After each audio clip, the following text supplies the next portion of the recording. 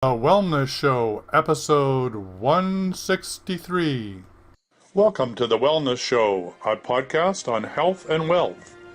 I'm your host, Tyson Bannigan, the founder of the Extraordinary Healing Arts Academy. Join me as we get the latest insight, tips, and strategies from wellness providers, coaches, and successful, heart-centered entrepreneurs, and much, much more. We're now live, and welcome to the show. And this is part 2 of part 4 of 4-part series on holism, healing, and holistic astrology. So welcome back to the show, Michael. And this has been really quite an adventure to get this up and running, but here we are. Good show. Awesome. Yes, holism, healing, and astrology. Holistic astrology. Mm-hmm. Holistic is that word that just encompasses the oneness of things, really. It's more the geeky side of the term oneness and or no divisions. And then it takes it into a more applied perspective. You know, when we think we're all one or there's no divisions and separation's an illusion, we get into a holistic mindset. Then when you take that word holism or holistic, it goes one step further and starts to add details. It's a nice way of saying it, I think. Yeah, it's a great word. It comes from whole systems design. And I guess design initially was from the whole area of engineering, where they looked at things from a mechanical perspective, and that was what design was all about. And then along came the concept of Gaia, that the Earth is alive and participates in the evolution of consciousness, which we're part of. And then there came the concept of whole systems design, which is, well, it's not just systems that humans design, there's natural systems. And then came the concept, well, if you put that all together, whole systems design includes holism so that nothing is excluded. So when we talk about holism, or we design from a whole system design, it includes all of us, every part of the living world, every part of nature creation, from the beginning of time, I guess, to the end of time and beyond time. So it's a great concept. I have to wonder a little bit about the origins entirely, but I'm sure it's found application, and that word, I have a suspicion, is fairly old. But all that said, it's not as important as the concept, as you say. It's the understanding of that all things are unified. And when it comes to healing and astrology, I was saying last time, I was just provide a quick recap on what we were talking about last time. Astrology, by its very nature, is linked to that concept, to that understanding that there are no divisions, that we are multidimensional beings living in a multidimensional universe. And that once we get into that notion of multidimensional, which is not quite the same as what many people interpret as parallel universes, which are sort of repeats of the same thing, it's more that there's layers to existence. We see that in everything, and we were talking about that last time. But these layers are more energy fields, like the auric field, etc. So we can extend that to manifestation, and astrology also works on a earth, air, fire, and water principle. And these are elements that are taken into respective separation. But when we look at existence and creation, we recognize, well, earth, air, fire, and water are not separate. They're really all part of the same continuum. When we think of ourselves in that earth, air, fire, and water way, as simplistic as it sounds, it covers a lot of base. For example, earth, physical body; air, breath; Water is emotion, and we can also talk about feeling and imagination. Those words come in. And fire is, well, we can say enthusiasm, passion, but also it's the beat of the heart. And so we get into the heat principle basically, but even more, we get to, at a more spiritual perspective or holistic, we get the divine spark.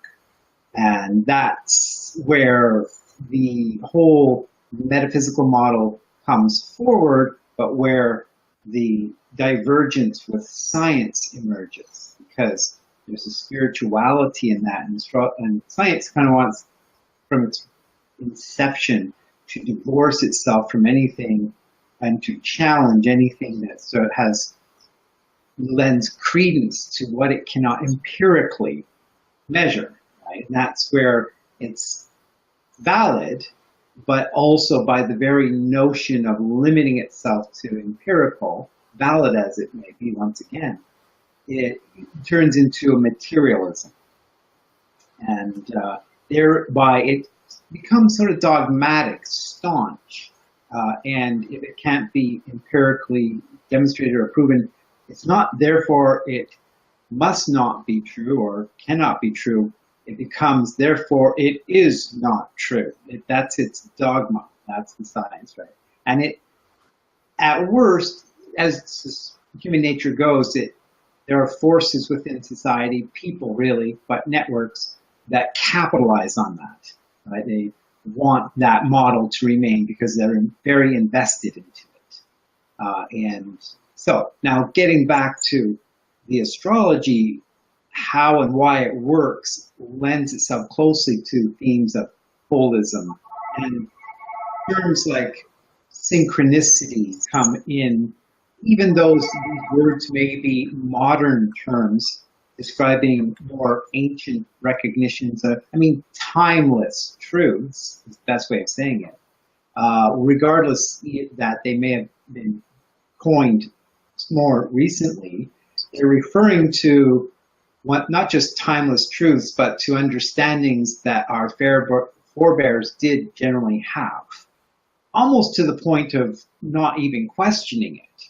You know, the ancients they had nothing, they didn't have an agenda, they didn't have investment, they didn't have a position to defend kind of in some obstinate way. It was more celebrating existence. Now, at worst, that became gullible, but at best, it was communion.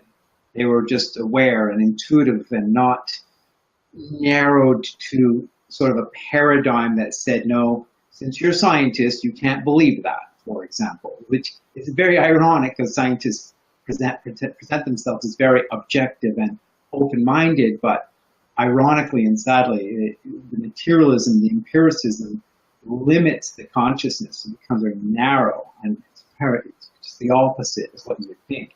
But because if you assume you're objective but empirical, then you become very dogmatic. It's really an ironic thing. Now, I say all that because when we talk about healing and astrology and holism, it's generally put on the fringe, on the left wing.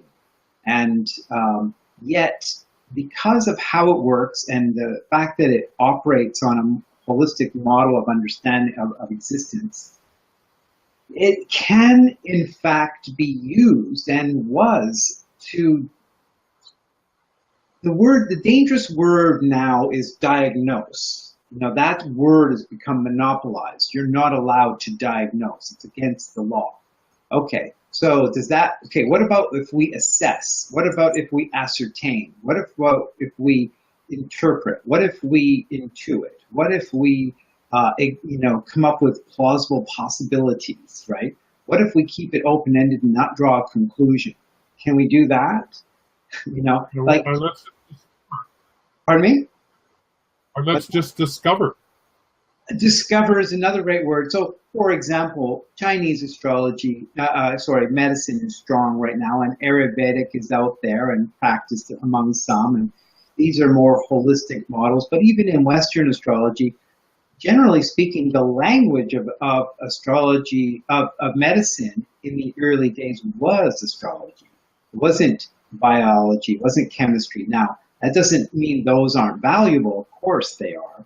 But it used a different angle of approach. And now, sure, modern science has come a great distance and has created a whole paradigm of approach and diagnostic and prognostic, etc. But if we look around us, it's obviously not there's nothing absolute about it in that some manner of, oh, it's just a no-brainer. Because, people don't die of the same diseases that they always have, left, right, and center, here, there, and everywhere. And, it's, although admittedly people do live longer and so on.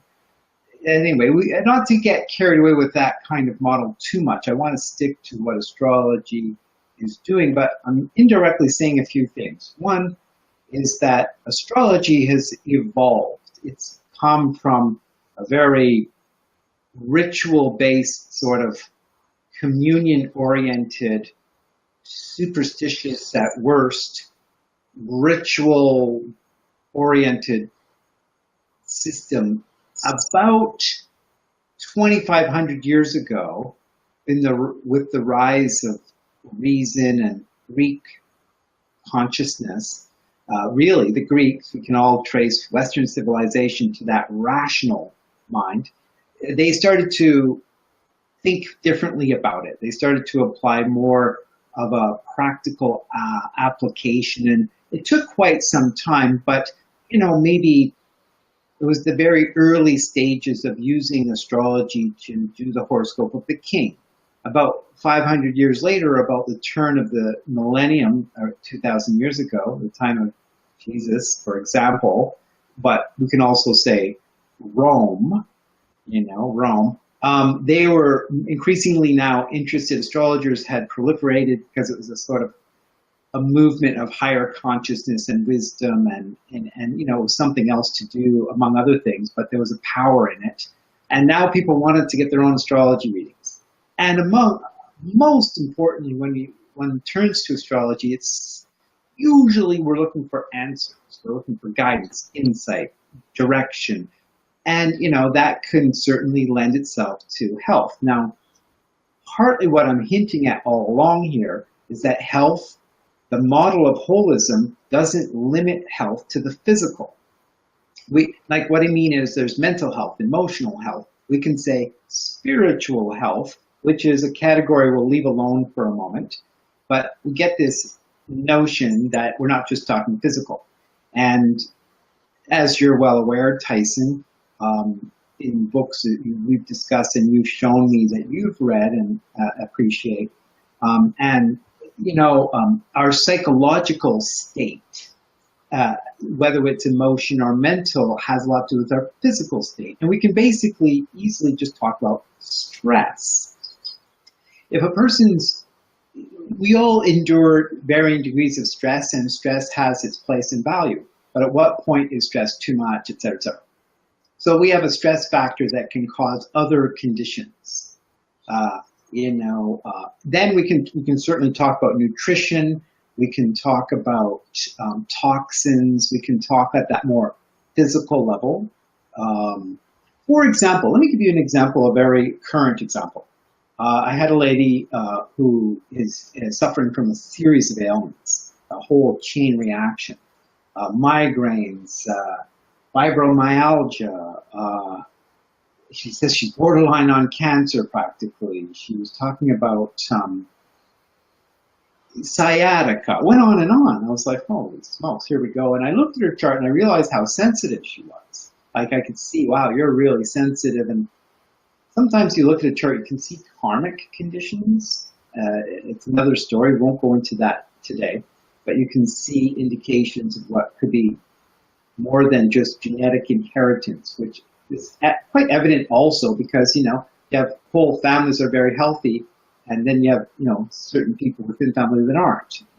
You can trace it to their lifestyle, but it's not always that simple. Children, anyway, the point is, there's karmic factors. But she had all these issues, and she was, seeing her doctor and on a series of drugs, which is understandable, and she's coping, and but she reached out to me, and I began to notice things like, oh, I can see you're very sensitive, and I went and looked up in a holistic way at things about her childhood, and I was encouraging, a psychological component to her healing, like that she needed some emotional attention, not just physical.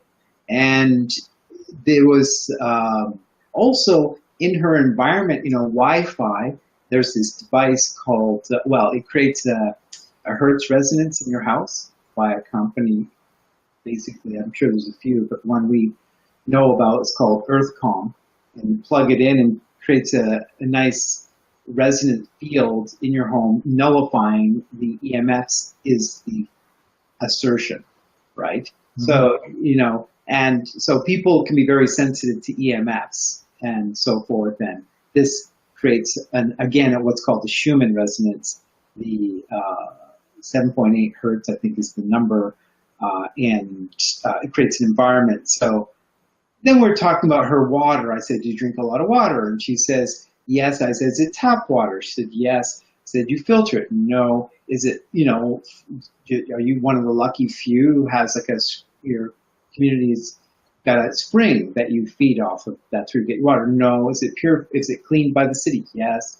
Do you think that the chlorine and the fluoride in there may be causing problems?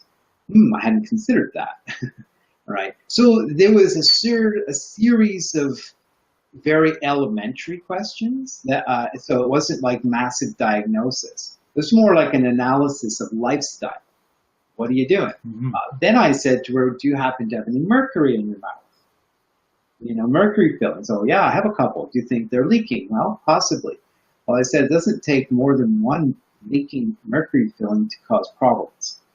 So I said, well, I was explaining to her that the chart showed it wasn't evident entirely that she had all these illnesses at first glance. But when we look at the chart, what it shows is indicators of anything from hypersensitivity to what would be called stress factors. There's stress, there's indications of stress. So I want to clarify a couple of things. One of the reasons why I wanted to talk about astrology, healing, and holism, and healing, holism, and astrology is because it's just a conversation that should be had that recognizes that true health is achieved from a whole approach, a lifestyle approach, right? And there's certain things that are very commonsensical, and things like sensitivity to the environment, toxins, good diet, etc. And the astrology, though, traditionally works to, or it can be used to see, like I call it a mathematical or symbolic crystal ball. It can see things. Is it ability to see absolute? No. Is anybody's ability to see absolute? No. Diagnosis in medicine remains massively complicated. It's partially because what astrology does also is it brings in the person as an individual. You're not just a number as a member of a species. You're now an individual. Now, admittedly, Western science with genetics says, oh yeah, you are an individual, but it kind of traces it to the family group, right? So then you have family members, but they're not all having the same health thing at all, right? You can go look at one family, and certainly it's everywhere. There's every level of health going on, from the best to the worst, right?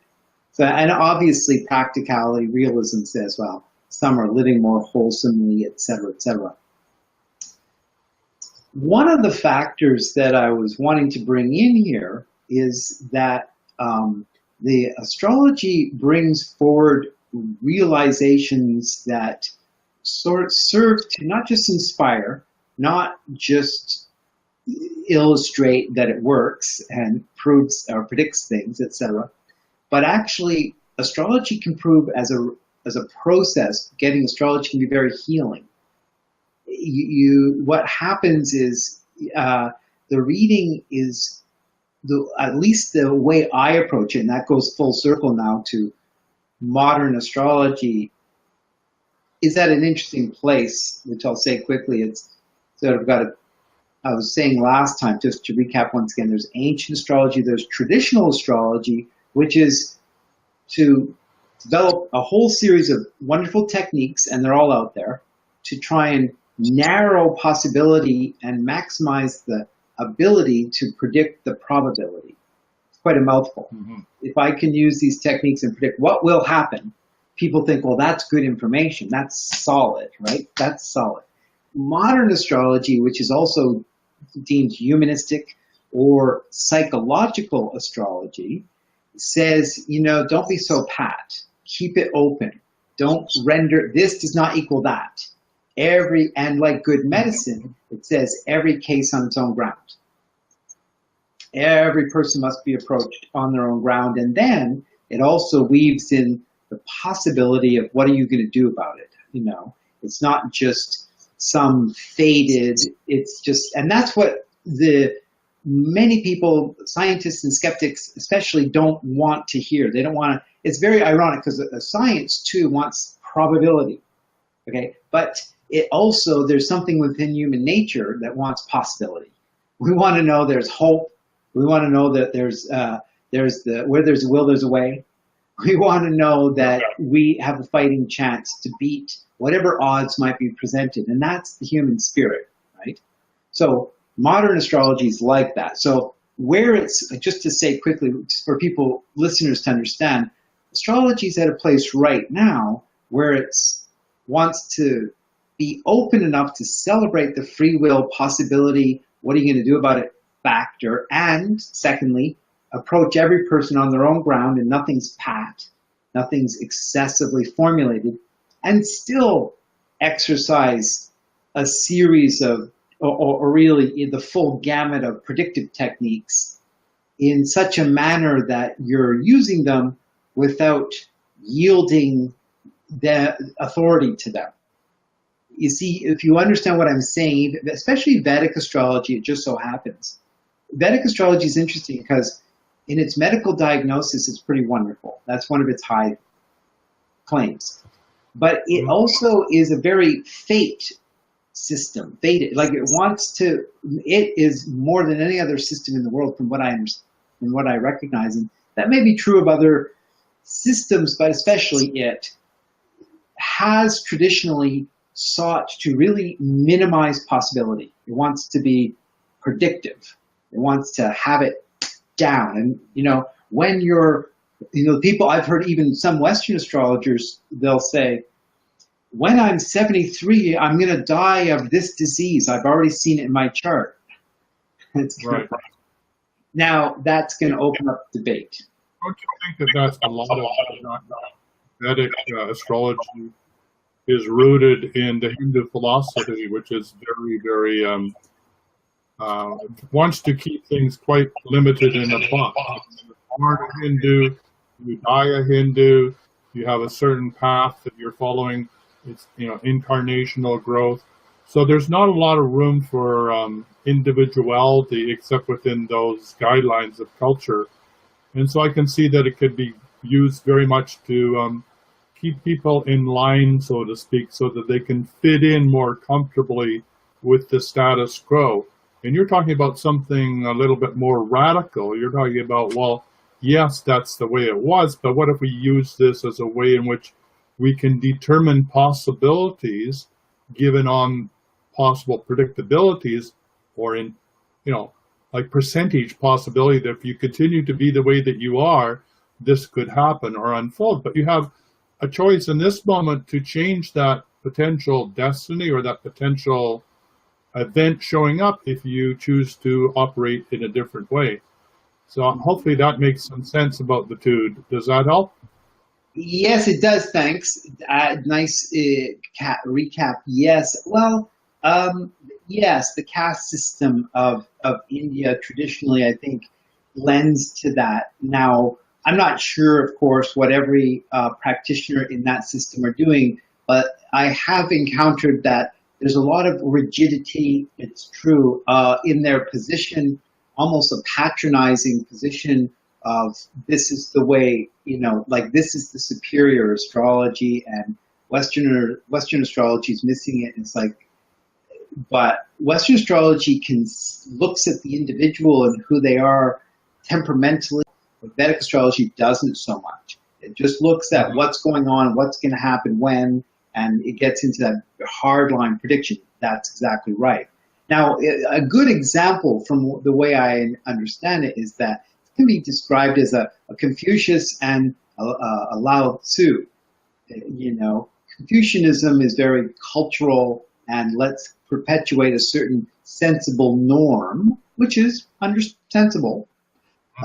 Taoism is more the Tao, the flow, the uncertainty, the mystery. And where Western astrology, I like to use the metaphor that while even we can talk about Taoism, or the Tao is a sort of some generic mystical reality, which it is, but every person, one might say, is related to existence, and in this regard, to the Tao flow their way.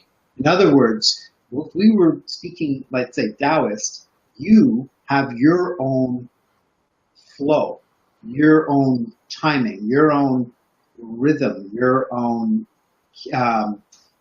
temperament, your own reasons, whatever they are. And you're also, another beautiful way of saying it is, you are in existence uniquely.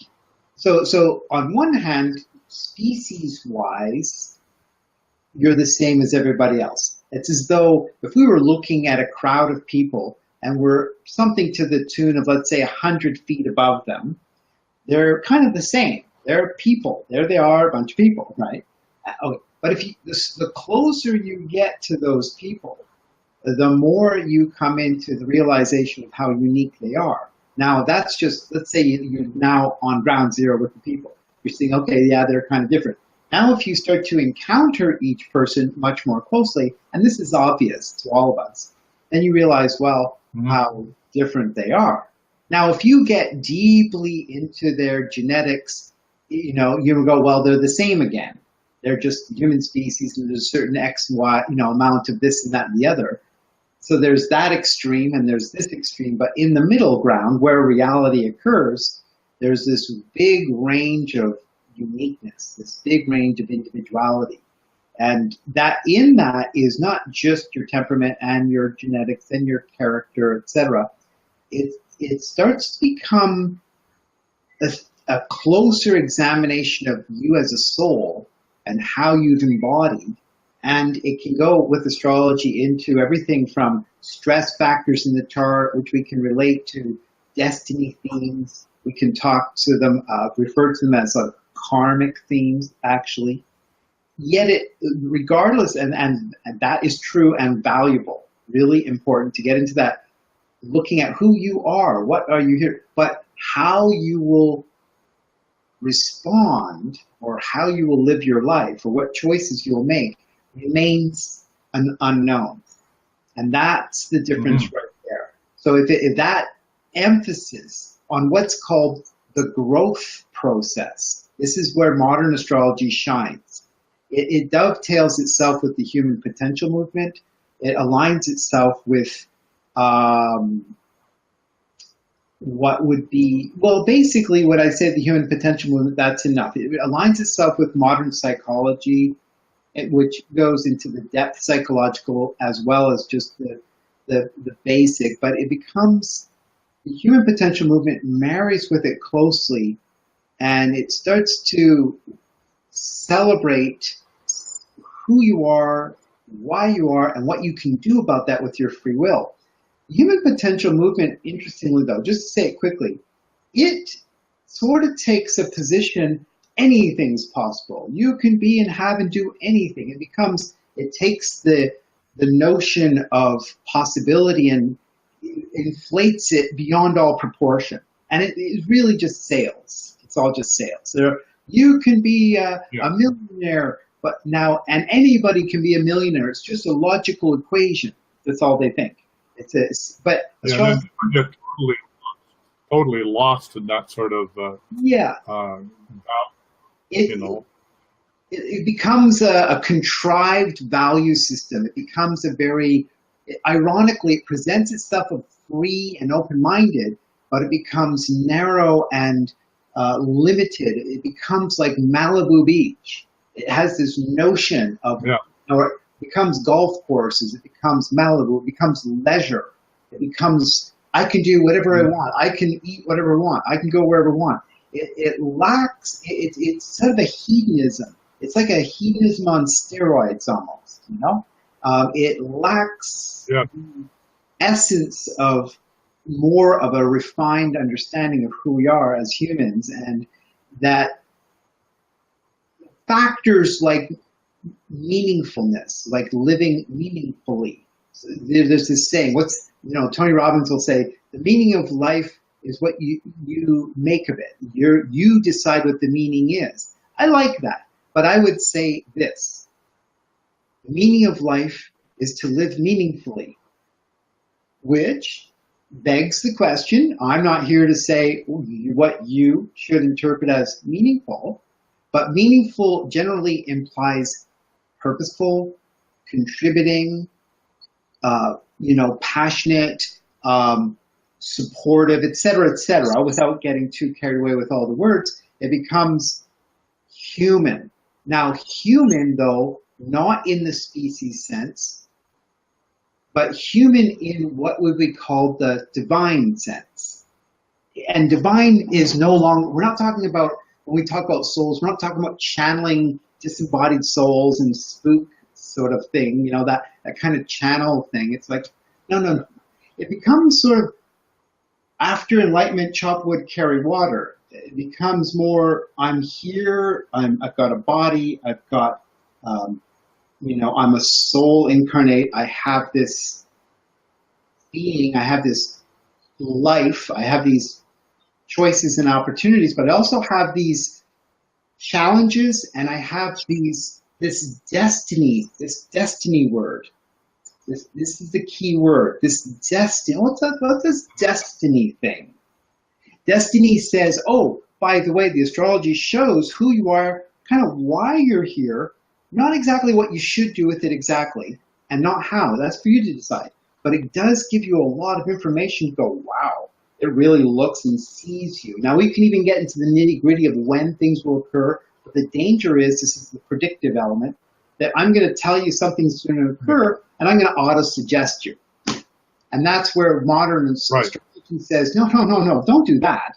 Don't predict you're going to die when you're 73 of this disease. That's a silly, you just kind of sentenced yourself to, some probability, and what maybe you've brainwashed yourself, right?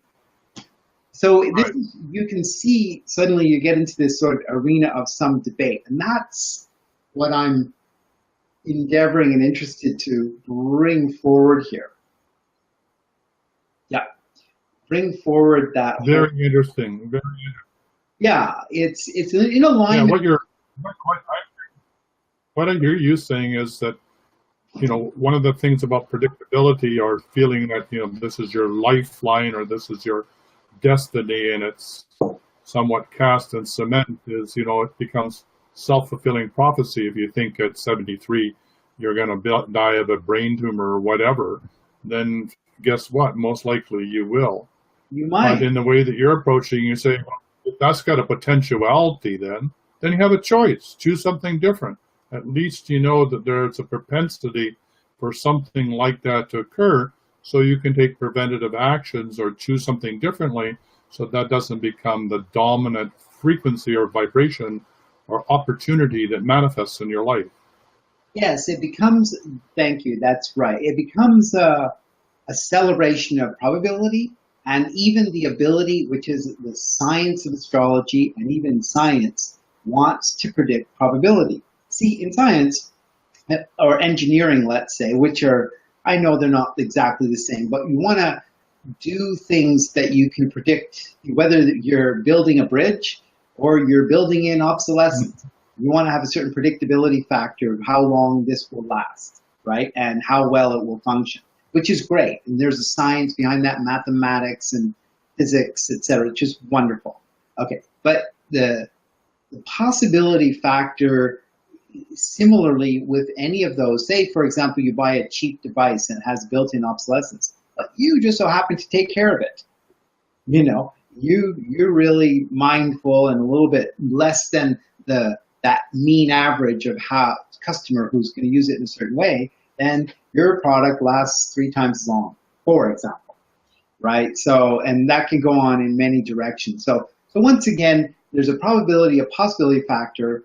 It's not all probability. That's traditional, predictive, you know, hardcore, trying to present itself as being authoritative over you. But it's neither. You can be, have, and do anything you want. That I can do anything I want is a kind of drunkenness. Kind of they're high on the notion of that's free. But you get close to that, and it becomes a series of false values. It starts becoming, you know, everybody should have 7 digits of income, or 10 or 8. So not to say, you know, we all like money's good, but it kind of then, say if we were all making 7 digits, just to say, right? Say we were all making, well, it wouldn't be worth anything anymore anyway. It would be now you have to have 12 digits. Then you would be the rich one, because it would just be inflation. So it's kind of like a silly thing, but this is where, by the way, what weaves in here a bit is what's called, there's a couple of other factors. One is the law of attraction, the secret, you know, which is great that you can create, and I do think there's some value there. I think there's some benefit. I certainly would not sit here and dismiss that entirely. I think that thoughts are things, and we're co-creative beings. But again, the law of attraction is right in there with you can be, have, and do anything you want, and just it becomes brain manipulation a bit. It's more mind than brain, like it's using imaginative construct, but it sort of presents itself in a sort of a smug way that, oh, you mustn't be doing it right. You must be, if you're not achieving it, you mustn't be doing it well enough, hard enough. You're not getting it enough. You're missing something. What are you missing? I'm thinking they're not really missing something. What's missing is your understanding of destiny. They're missing destiny. So while we don't want to say destiny's fixed, we want to say, again, it's a probability factor that you're to bring possibility to and co-create an outcome that just basically for your life makes sense. Like, you know, and most people do this, by the way. Most people are doing this. But the thing that's a little different here is they're doing it, but they don't know they're doing it. So it's like they're conscious, but they're that one level more of objective, of awareness of who they are, what they're doing, and sort of getting into a why is missing. It becomes sort of matter of fact. It becomes like, well, isn't that what everybody does, right? And that. So even though they're doing it, they're just asleep a little. That, oh, there's, you know, more. It's not for lack of intelligence, neither. Not that they're not smart or good. No, I would say that, you know, something along this line, that we're all brilliant at manifesting. We do it every day with every thought, word, and deed. Yeah. It's just that we don't do it consciously in the sense of determining what it is that we really want to manifest in our lives. So we're running on our default, which is, you know, fear, doubt, shame, guilt, and all the unresolved turmoil and emotions that are beneath the surface. So yes, we can say that, you know, if you, you know, everybody has the ability to have 7 figures, you know, and it's our God-given right or whatever. And if you really showed up and knew who you were, you would have 7 figures. Yeah. But that excludes the possibility that there's a lot of stuff in the way that that you're not allowing yourself to have seven figures because there's all sorts of stuff in the way that you haven't dealt with. So that's where I think that your approach is so strong. It's that these are the propensities that you have in your nature that you need to look at, because if you do, you have some corrective actions that you can take to counter them and make some wise decisions that will increase the probability of, whether it's a seven-figure salary or whatever it is that you're wanting to manifest, to be more likely to show up in your reality. Well, yes, that's right. And there's one little thing there in what you said I would bring in, is the modern astrology does not dismiss living abundantly, of course, and wholesomely, definitely is both high on the list. However, the focus becomes more genuinely what would be authentically growth oriented. Now, we're obviously not talking about skin growths and moles. We're talking about growing as a being. Now, this is where it comes full circle. Unless and until you recognize that you're an evolving soul, a soul incarnate, this is the sort of almost as an Eastern element, but it's not soul. That's the perennial philosophy you're mentioning, right? This understanding that there's more to us than the empirical model, and that we are souls incarnate. And when we start to look at existence, we begin to see how evident that there is an intelligence in existence is. So it starts to become ergo. Therefore, we can start to deduce a series of things. It's not an anthropomorphic projection of a man god, which we can trace back in history in an ancient astrological model of where the notion of the gods, or a man god, or a personality figure like a personage is projected, and that can be dismissed quickly. So it's not that. So, and it's not merely like a Star Wars force, neither. It's not just a story, which is a really cool mystical notion, but it gets into power, and I can, move things with my mind, and I have power over nature. No, it actually says, no. It's talking about communion, cooperation, like that you're on the planet, that you have a life, a destiny, a purpose, and that how you engage becomes an evolutionary theme. You're growth oriented, and it starts to bring value to that. You could call it maturity and wisdom, and if, of course, in your maturity and wisdom, and that cultivates abilities and talents where you make, let's say, a lot of money, well, hallelujah. But thank God not all the nurses are thinking that. Thank God not all the people like the civil servants are thinking that. Thank God everybody who runs a beautiful little business, whether it's a restaurant or store or repairs your furnaces, is thinking that, right? Thank God that the majority of the workforce isn't thinking that way, because they're just more thinking, well, a meaningful, make a living job that I like, and I enjoy, and that's a service, and that people want it, and I exchange it in the marketplace, which is all great. So it's all good. But that's the clue, though, what you just said. I mean, that the basis of community is service, and you just said that. Without this service element, then this higher level of evolution that we're talking about isn't going to happen. It's community, it's service, it's the greater whole. I mean, it's the collective consciousness, the planetary intent as we evolve, that what you're talking about, and how to participate then in that as an active participant, rather than a bystander or somebody that feels that they're being steamrolled by their situation or their life path or their poor me. So you're giving people a freedom of choice. There's one more, yes, thank you. There's another important factor that I'm wanting to convey that's a little bit like this. Let's say you're a maintenance, you have a job and you have a trade, and you put in furnaces, okay, and that's just wonderful, and you're good at it, and you're making a pretty good go at your life, and you're just sort of a entrepreneur, but blue collar, and you're a likable person. But you also have a family, and you have other interests and concerns, and there's also a community out there that you can connect with.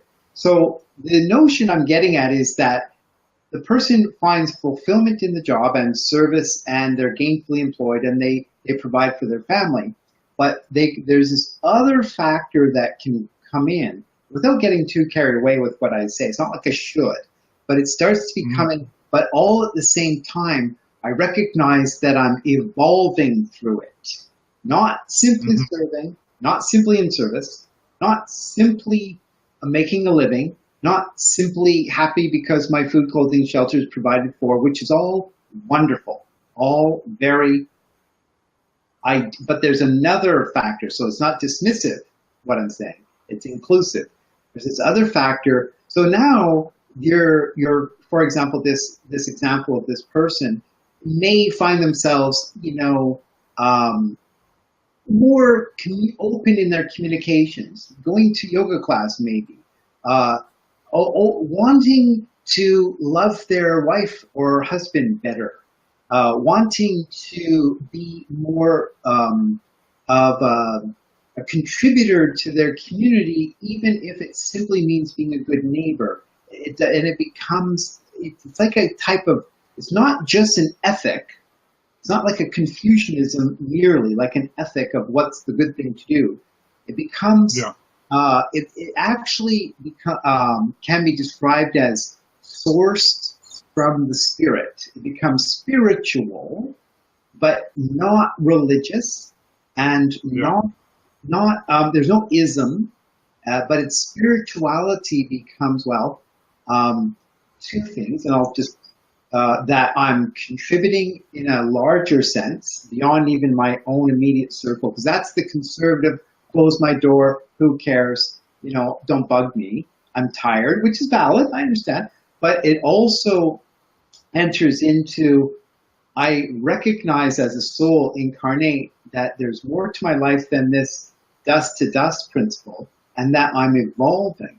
And then what happens is I realize that, and this is where we get this Eastern notion that there's sort of not just cause and effect, but karma. That means, karma really means, it can be translated as cause and effect, but it includes a different level of existence of just physics. It's not just physics, push-pull, it's metaphysics.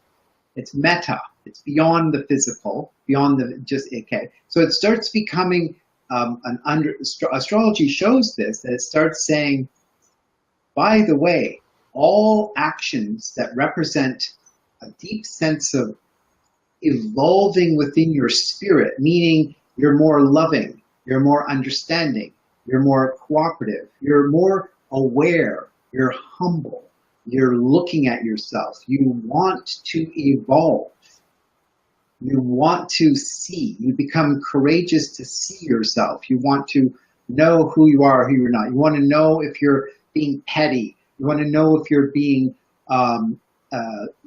critical to a degree of imbalance. You want to know, and it's not because it's not an ethical thing merely. It becomes something that's your value.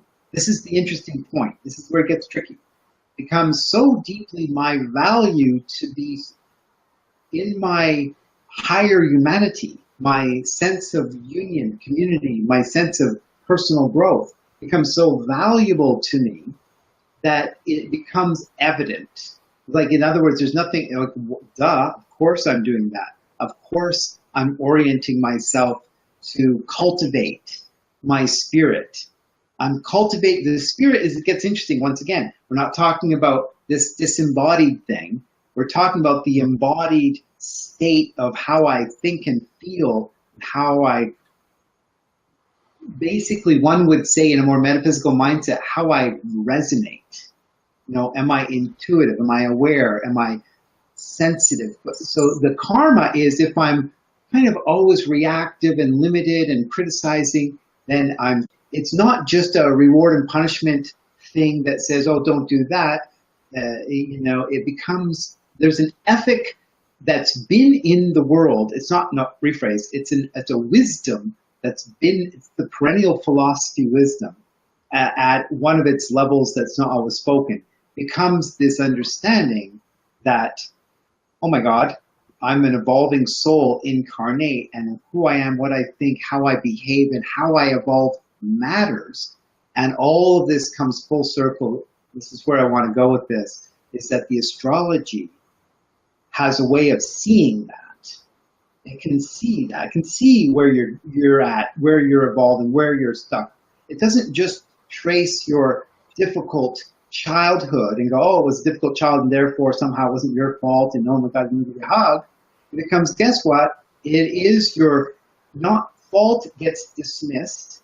It says, by the way, like when I see somebody's chart, I can tell whether they had difficulty at home, whether the home life family was difficult. I could try it. I could, this is where in reverse, I could see, oh my God, there was probabilities of issues. We can even bring it to days, years, months, weeks, days. That's the reverse of the predictability. You can go, oh my God, when you were 6 at about 6, and you were 4 months and 3 days, this event occurred. This pattern is showing, and it likely manifested at least high possibility, not certain, but high possibility, probably as this. Do you remember that? You see, so a person goes, well, guess what? It wasn't random. It wasn't. No. That is where the whole thing, everything I've said, the door's open right there, where you realize this is not random. This is not arbitrary. There's a rhyme and reason to it all, a destiny, laws, if you like, but it still remains, and this is the key, that it comes home to saying, guess what? These probabilities, these destinies, these factors are there, but you have free will choice. And even though that doesn't mean you can have and do anything you want, it does mean you have power. You have a leverage. Now, the probability factor is large, but the possibility factor is sharp, you could say. And it can work with that. But people, they get excited about that, but they don't know, okay, so what do I do? And the answer is, well, in some respects, it's kind of about being who you are. This is where it gets interesting. You're not having to become a sensational on the stage. You got 1,000 people in front of you or 10,000, and my God, I made it. And you losers, what I'm trying to say. It becomes, no. It levels the playing. Everything becomes valuable intrinsically. So yeah, that's the beauty of it. And that's the model, and that's where modern astrology is in its really cutting edge. But there's a lot of astrologers who are coming on board, they're just predictive. And they're just, because it's easy money, actually. Well, it sounds very exciting. If we take it to the Tao, then, in the Tao, you have this free will, you have this choice in each moment. And the choice is you want to return to your human mind consciousness, which is caught in the karma and the traps and the conditioning and all the rest of it, family of origin, culture, religion, traditions, blah, blah, blah, blah. Or do you want to come from your true nature, which is your divinity, that spark that you're talking about, that perennial philosophy that connects you to source? And when you are connected to that source and you allow that to speak through you and be you, then you show up in the right time, in the right place, in the right situation. Your life is full of ease, grace, synchronicity, beauty, and bliss. And I don't know about you, but when I think about those factors as something to achieve, then the whole idea of 7 figures sort of fades in the background. Yeah, 7 figures would be nice, but a little bit of bliss for me goes a long, long way. How hard you have to work. But just to say a couple of final words, and I appreciate that, and I agree with you. It's just a couple of final words here. It doesn't dismiss the tradition, the family, the flow of society. It doesn't dismiss, and I'm not suggesting you're suggesting, I just want to qualify. That is by no means is it dismissive. This is the key. It's not exclusive, and it's not dismissive. The holism, that's the key, is inclusive. But what it includes is paradigms that aren't narrowed by the title, I'm a scientist, therefore I don't believe in reincarnation. That's religion. That's a religion. Right. That's a dogma. That's a I'm this, therefore that. It's like, it doesn't need to be like that. So the holism really is the celebration of inclusivism, shall we say. It's inclusive, and it embraces the natural flow of home and family, ancestry, and mother and father, and and even tradition. It just says, yeah, those are good and wonderful, and we're in the flow of that. But it brings it to the moment here now. We're in this dynamic of who we are and how things are. And then it embraces this co-creative. That's the key word, creative. Now, creativity here becomes conscious. Now, conscious creativity is not just creating things. It's not just like mindlessly creating copious amounts of something, because it doesn't matter that there'll be waste. It's not just a thing creation. It becomes in effect, you're creating relationships. You're creating, and we are, but all the time, but it becomes more conscious. We're consciously creating and cultivating states of awareness, of being, of who others are and how they are. I've noticed for many years, I'm an inquisitive person. I'll go to, group gatherings and so forth, and I'm a real, hey, how you doing? What you up to? What's going on? But I find very few people ask in return. They're so wrapped up. I'm thinking, oh my God. I think this is like, it's so, there's a beautiful phrase, and I'll leave it for this moment, and I know we've got to go, our time's wrapping up here. It's interesting people are interested. And, if you're in self-absorption, and which a lot of people are, and society's created this sort of self-absorption, selfie kind of thing, it's kind of like, that's where all the problems are. The self-absorption at worst produces its own series of problems. And so, we're looking at the world right now, and we've got all the abundance. We're living the dream that our ancestors fought and died for, literally. And here we are living in chaos, and we're being driven by false kind of notions of what life's about and who we are and what we're doing. We have all the ability to put it together, but we're being sort of governed by agendas, call it, for lack of better words.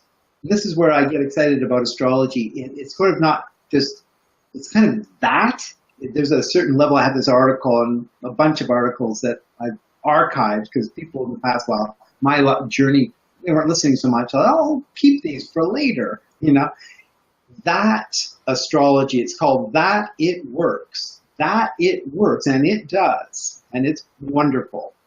That It Works is a testimony to a conscious universe. And furthermore, it's testimony to that you're a soul incarnate, that there's a rhyme and reason, time and season to things. That it brings in that final factor, though, that says, and you get to ice the cake. You get to, even though the probability, the structure, all of these, the larger proportion even is already there. What that means is relax. It's already there, right? But what you get to do is you get to bring in this extra factor of ice the cake, and meaning your free will. But the twist is now this more enlightened awareness means you're not just after what I can get. What, I was hearing people saying, like they're talking about community here, but they're saying, oh, I have an Airbnb, easy money. I'm like, well, geez, that's like Airbnb, for example, it's like destroyed the rental environment for that whole level of, it's just, so it's like, no, what it becomes is it's like a cultivation, not just of growth of being, not just yoga class, becomes conscientious. Consciousness produces kind of civility. right? Conscientious. You become aware. You become namaste. Namaste. The spirit in me honors the spirit in you. And that, but currently, we are not there, generally speaking. It wants to happen. There's good people there, but the majority of people are still in self-absorption, and society kind of drives it that way, partially driven by an empirical mindset. And that's where my interest here in part is just to share some insights about astrology and where it's at and what it can bring, which is like this new consideration. And it doesn't want to be a religion. That was brilliant. So, so Michael, this is the second in a 4-part series. So, can you give us a bit of foreshadowing? Where are we going the next time? You know, the next time what I'll do is I'll provide more examples of some of the ways that it can apply. You know, it can get into some of the nitty gritty. It's like if you take a university curriculum, the 101, the 201, the 301, the 401, we get more precise into various things. So what would be fun to do is show some examples of some charts. And you know what would be great, and I'm open to it at this point, although there's more to say, we've done a pretty good overview, and this session was great for that. But perhaps some callers would like to, get on board, and we can, bring up their charts. I'm not going to be predicting anybody's future, but what I'll do is just play back who they are. I'll look at the chart, and I'll say, this is what it shows me. Some of your temperament, a little bit where you're at, etc. Right? Not people fishing for answers cheaply. That's what they do. Right. But all right, let's put it out. If you're interested in having that experience with Michael, then I want you to head over to the Wellness Show on Facebook and leave us a few comments there about the fact that you'd like to participate in the next show. And if there's enough people that want to do that, we'll make it a live call-in show. And if there isn't enough interest, Michael and I are going to continue on in the third in the series and continue this discussion.